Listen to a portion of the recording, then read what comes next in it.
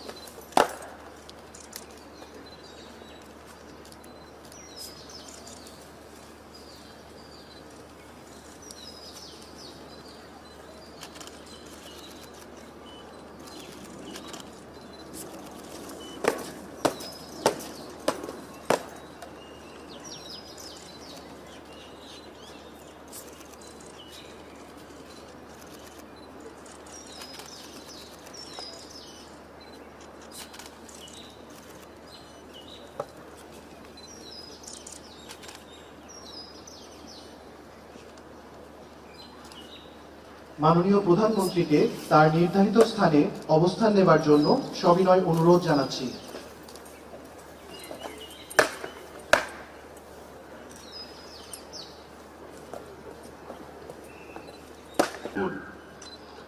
আমাদের নেকামল সমূহের সওয়াব বহুগুণে বৃদ্ধি করে বিশ্বনবীর রওজা মোবারকে পৌঁছে দিন।